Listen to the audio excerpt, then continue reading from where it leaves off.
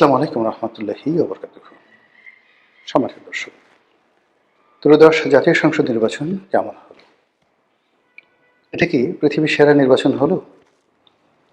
কিংবা ডক্টর মোহাম্মদ ইউনূস আমাদেরকে যেভাবে তার সাদ মুখখানি মানে হাসিতে উদ্ভাসিত করে আমাদেরকে যে স্বপ্ন দেখিয়েছিলেন যে তার অধীন অনুষ্ঠিতব্য নির্বাচনটি হবে পৃথিবীর আগামী ১০০ বছরের মধ্যে সেরা নির্বাচন। আসলে কি সেরকম একটি নির্বাচন হয়েছে? এই বিষয়গুলো নিয়ে আলোচনা করব। আপাত দৃষ্টিতে নির্বাচন অংশগ্রহণমূলক হয়েছে। এ কারণে অংশগ্রহণমূলক বলবো যে আওয়ামী লীগ ছাড়া মোটামুটি সব রাজনৈতিক দলগুলো এখানে অংশগ্রহণ করেছেন। অর্থাৎ জামাতের একাদশ দলীয় জোট, বিএনপির সঙ্গে অন্যান্য জোট এবং আওয়ামী লীগের দোসর জাতীয় পার্টি এই নির্বাচনে অংশগ্রহণ করেছে। কেবলমাত্র আওয়ামী লীগ জাসদের আবার দুটো অংশ, জাসদ যেমন আসম আব্দুর রবের যে শাখাটি তারা অংশগ্রহণ করেছে, কিন্তু জাসদ ইনু, তো ওখানে তো ইনু ভাই ছাড়া আসলে অন্য কোনো নেতা নেই জাসদে, তারা অংশগ্রহণ করেনি। আর ওয়ার্কার্স পার্টি, এটা যে একটি অংশ, বিপ্লবী ওয়ার্কার্স পার্টি বড় অংশটি, সেটি এই নির্বাচনে অংশগ্রহণ করেছে। আর রাশেদ খান মেননের যে ওয়ার্কার্স পার্টি, তারা অংশগ্রহণ করেনি। এর কারণ হলো রাশেদ খান মেনন জেলে, তার স্ত্রীও পলাতক, তার সঙ্গে আরেকজন ছিলেন ফজলে হোসেন বাদশাহ, তিনি কোথায় আছেন জানি না। তো এনিওয়ে, যেটাই এই নির্বাচনের মাঠে দেখা গেছে যে প্রায় প্রতিটি ভোট কেন্দ্রে আওয়ামী লীগের যারা ভোটার তারা ব্যাপক সংখ্যায় অংশগ্রহণ করেছেন। কিছু কিছু অতি আশ্চর্য ভিডিও ফুটেজ আমাদের সামনে এসেছে, যেখানে ভোটাররা বলার চেষ্টা করেছেন যে আমরা শুনতে পেরেছি বিএনপিকে ভোট দিলে আওয়ামী লীগের উপকার হবে, শেখ হাসিনা দেশে আসতে পারবে, এই জন্য আমরা বিএনপিকে ভোট দিয়েছি। অর্থাৎ বাংলাদেশের যে সকল এলাকাতে কট্টর আওয়ামী লীগের লোকজন, যারা জীবনে নৌকা ছাড়া ভোট দেয় না, নৌকার বিরুদ্ধে যায় না এবং নৌকা না থাকলে ভোট কেন্দ্রে যায় না, তারাও এবার ভোট কেন্দ্রে এসেছে। যদিও তাদের নেত্রী শেখ হাসিনা প্রকাশ্যে ভোট বর্জনের ডাক দিয়েছেন, আর সজীব ওয়াজেদ জয়, সাবেক প্রধানমন্ত্রী তনয়, তিনি নিজেও ভোট বর্জনের ডাক দিয়েছিলেন। কিন্তু সম্ভবত তলে তলে বিএনপির যারা নেতৃবৃন্দ রয়েছেন তাদের সঙ্গে আওয়ামী লীগের কোনো সমঝোতা হয়েছে, অথবা বিএনপির সঙ্গে ভারতের সমঝোতা হয়েছে, অথবা কোনো সমঝোতাই হয়নি। আওয়ামী লীগ মনে করেছে যে একটি পলিটিক্যাল ট্রানজিশন, সেই পলিটিক্যাল ট্রানজিশনে যদি ডক্টর মোহাম্মদ ইউনূসের যে জমানা, সেই জমানা থেকে একটি ভিন্নতর গণতান্ত্রিক পরিবেশে যেতে হয়, তাহলে এই মুহূর্তে বিএনপিকে সাহায্য করার কোনো বিকল্প নেই। যদিও তারা 17টি বছর ধরে বিএনপিকে জাতশত্রু মনে করেছে, বিএনপির প্রতিষ্ঠার পর থেকে তারা নানা রকম প্রোপাগান্ডা ছড়িয়েছে। প্রেসিডেন্ট জিয়াকে তারা বঙ্গবন্ধুর খুনি হিসেবে অভিহিত করেছে। আরও জঘন্যভাবে তারা বলার চেষ্টা করেছে যে জিয়াউর রহমান মুক্তিযোদ্ধা ছিলেন না, তিনি পাকিস্তানের চর ছিলেন, দুর্ঘটনাবশত তিনি মুক্তিযোদ্ধা হয়ে গেছেন। তারা কথা বলার চেষ্টা করেছে যে চন্দ্রিম উদ্যানে জিয়াউর রহমান সাহেবের যে মাজার আছে সেখানে আসলে কোনো লাশ নেই। পাবলিককে বেকুব বানানোর জন্য সেখানে এরশাদ জমানাতে যে নাটক করা হয়েছে সেই নাটক বন্ধ হওয়া উচিত। এজন্য তারা বহুবার চেষ্টা করেছে ওই কবর ভেঙে ওখানে যে কিছু নেই সেটি প্রমাণ করার জন্য, অথবা ওখানে যে কফিন দেওয়া হয়েছে সেই কফিনকে তুলে তারা বগুড়া পাঠিয়ে দিতে চেয়েছে। তো এটি নিয়ে সারা বাংলাদেশে প্রচণ্ড হইচই হয়েছে, সবাই নিষেধ করেছে আওয়ামী লীগকে। অথবা আওয়ামী লীগ এরকম একটা বিষয় যে কবর থেকে লাশ উঠিয়ে অন্য জায়গায় নিয়ে যাবে, এরকম ঘটনা বাংলাদেশের সাধারণত ঘটেনি। তো এই কারণে আসলে তারা শেষ পর্যন্ত এগোয়নি। কিন্তু তারা যে চেষ্টা করেছে এবং জিয়াউর রহমানের চরিত্র নিয়ে, তার লাশ নিয়ে, তার মুক্তিযুদ্ধে নিয়ে যে বিষোদ্গার করেছে, এটি নজিরবিহীন। এর বাইরে বেগম জিয়া, তারেক রহমান সাহেব, তাদের ব্যক্তিগত চরিত্র, তাদের জীবন, তাদের শিক্ষা দীক্ষা, তাদের চরিত্রর বাইরে অন্য যে সকল গোপন বিষয় রয়েছে, একান্ত ব্যক্তিগত, যেগুলো চরিত্রের মধ্যে পড়ে না, সেই বিষয়গুলো নিয়ে পার্লামেন্টে দাঁড়িয়ে স্বয়ং শেখ হাসিনা এবং তার আস্থাভাজন যারা লোকজন রয়েছেন তারা, এবং তাকে যারা ফ্ল্যাটারিং করতে চাইতেন সেই সকল সিনিয়র নেতৃবৃন্দ, মতিয়া চৌধুরীর মতো মানুষ, শেখ সেলিমের মতো মানুষ, তারা তারেক রহমান সাহেব সম্পর্কে, বেগম জিয়া সম্পর্কে যে বক্তব্য দিয়েছেন সেটা শুনে আপনার মনে হতে পারে যে আওয়ামী লীগ মরে যাবে, ঢেঁড়সের বিষ খাবে, কচুর লতি গলার মধ্যে ঢুকিয়ে দেবে, নাকের মধ্যে ঢুকিয়ে দেবে, এইভাবে তারা মরবে। তারা মহিষের শিং নিজেদের পেটের মধ্যে ঢুকিয়ে দেবে, রক্তাক্ত করে তারপরে আত্মহত্যা করবে, কিন্তু তবুও তারা বিএনপির সঙ্গে সমঝোতা করবে না। ওই ক্ষমতার দাম্ভিকতার কারণে এরকম মনে হতো। আমি কয়েকবার বলেছিও যে আসলে বিএনপির সঙ্গে আওয়ামী লীগের সমঝোতা হবে না, কিন্তু এইবার যেটা দেখলাম সেটা হলো যে আওয়ামী লীগের লোকজন বিএনপির ব্যাপারে যথেষ্ট সফট ছিলেন, এবং বিএনপির বিজয়ের পরে কলকাতাতে ভীষণ রকম মিষ্টি বিতরণ হয়েছে। এটা হলো বাস্তব অবস্থা। তো এই বিষয়গুলো রাজনীতিতে একেবারে যাকে বলা হয় নতুন ঘটনা। আর অন্যদিকে বিএনপি যারা বিজয়ী হয়েছে তারা আওয়ামী লীগের ব্যাপারে অনেক নমনীয়, অনেকগুলো কথা তারা বলতে পারতেন কিন্তু সেই কথাগুলো তারা বলছেন না, অনেকগুলো কাজ তারা করতে পারতেন গত কয়েকদিনে, বিজয়ের পর তারা সেই কাজ করছেন না। এটা মিনিমাম এবং একটা মিনিমাইজ, এরই মধ্যে তারা থাকতে চাচ্ছেন। যাই হোক, এরই মধ্যে নির্বাচন নিয়ে যে প্রশ্ন, যে সত্যিকার অর্থে কি ওরকম একটা ভালো নির্বাচন হলো, নাকি ম্যাটিকুলাস ডিজাইনের একটি নির্বাচন হলো, অংশগ্রহণমূলক শান্তিপূর্ণ একটি নির্বাচন হলো, নাকি ইতিহাসের সবচেয়ে জঘন্য যে ভোট ইঞ্জিনিয়ারিং, সেই ভোট ইঞ্জিনিয়ারিংয়ের একটা মহড়া হয়ে গেল। এই মুহূর্তে কনক্রিট কোনো কথাই ব্যাপারে বলা যাবে না, তবে যথেষ্ট প্রশ্ন উত্থাপিত হচ্ছে। প্রথমত হলো যে ভোটের হিসাব মিলছে না, আসনের হিসাব মিলছে না। যারা নির্বাচিত হয়েছেন তাদের ভাবসাব দেখে মনে হয় না যে তারা নির্বাচিত হয়েছেন।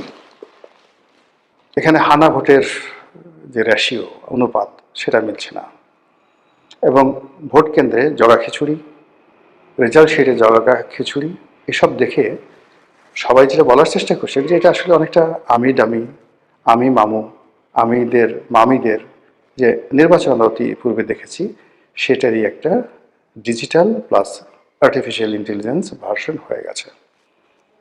এটা অনেকটা সেই আল্ট্রাসোনোগ্রামের মতো, এটা অনেকটা সেই কি বলে পিত্তথলির পাথর, যেটা আল্ট্রাসাউন্ড দিয়ে পিত্তথলির পাথর অপসারণ করা হয়, ঠিক ওই রকম হয়ে গেছে। আমরা ভোট কেন্দ্রে শান্তি দেখেছি, বিভিন্ন ভোট কেন্দ্রে ভোটারদের উপস্থিতি দেখেছি, আবার কোনো কোনো ভোট কেন্দ্রে খা খা করছে, কোনো ভোটার উপস্থিতি দেখিনি। কিন্তু দিন শেষে যারা রাজনীতির প্রতিপক্ষ তারা কেউ কোনো অভিযোগ করেননি। অভিযোগ না করে তারা একে অপরকে সহযোগিতা করেছেন, সমঝোতা করেছেন, আমি এবং ডামির মতো, অথবা আমু এবং মামুর মতো, দিল্লি অথবা বিল্লির মতো, এরকম একে অপরকে সাহায্য সহযোগিতা করেছেন, এবং যে রেজাল্ট হয়েছে, যে রেজাল্ট বেরিয়েছে, এটা সবাই মেনে নিয়েছেন। বাংলাদেশ অন্তত যারা আছে তারা, এমনকি দেশের বাইরে যারা আওয়ামী লীগ, তারাও মানে হালকা পাতলা একটু সমালোচনা করেছেন, কিন্তু অ্যাজ এ হোল বড় কোনো যাকে বলা হয় সমালোচনা তারা করেননি।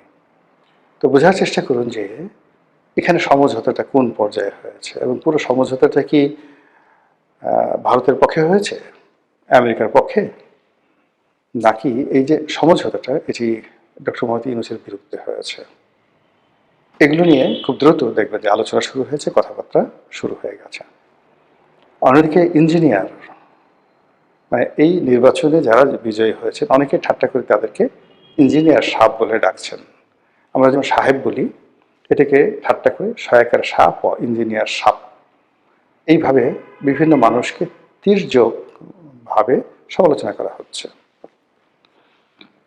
আপনাদের মনে আছে যে একটা বিশাল নাটক হয়েছিল বাংলাদেশের রাজনীতির অঙ্গনে, সেটা হলো রানা প্লাজা ধ্বংসের পরে সেখানে হঠাৎ করে রেশমা নামক একটি মেয়েকে উদ্ধার করা হয়েছিল। তো ওই সময়টিতে রেশমাকে যখন উঠানো হতো তখন সাংবাদিক মুন্নি শাহ তার অনুভূতি জানতে চেয়েছিলেন, এবং সেটা নিয়ে সারা বাংলাদেশ তোলপাড় হয়েছিল যে এইরকম নাটক বাংলাদেশে রেশমা নাটকের মতো এত চমৎকার নাটক হয়নি। সবাই বুঝছিল এবং সবাই বিনোদিত হয়েছিল। এবং এর মধ্যে আবার একটা লঞ্চ ডুবে গেছিল আওয়ামী লীগ জমানাতে, এবং সেই লঞ্চ ডুবির 1 সপ্তাহ পরে লঞ্চের ভিতর থেকে জীবন্ত মানুষ উদ্ধার করা হয়েছিল। এরকম গাঁজাখুরি ঘটনা বাংলাদেশে ঘটে।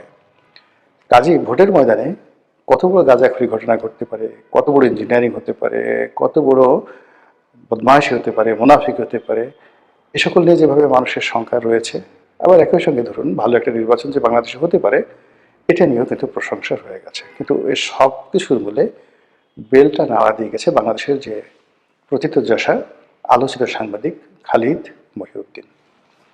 ইন্ডিপেন্ডেন্ট টেলিভিশনের সেই বিখ্যাত সাংবাদিক, যিনি ডয়েস ভ্যালের জার্মান অফিসে বসে খালিদ মহিউদ্দিন জানতে চায় অনুষ্ঠানের মাধ্যমে ডয়েস ভ্যালিকে সারা বাংলাদেশে বাংলাভাষীদের কাছে পরিচিত করেছেন, এবং একটি talk show, online talk show, এটা মূলধারার গণমাধ্যম 10টা গণমাধ্যম একত্র করলেও যে গুরুত্ব বহন করে তার চেয়ে বেশি গুরুত্ব বহন করত জনাব খালিদ মহিউদ্দিনের সেই ডয়েস ভ্যালের সেই টক শোটি।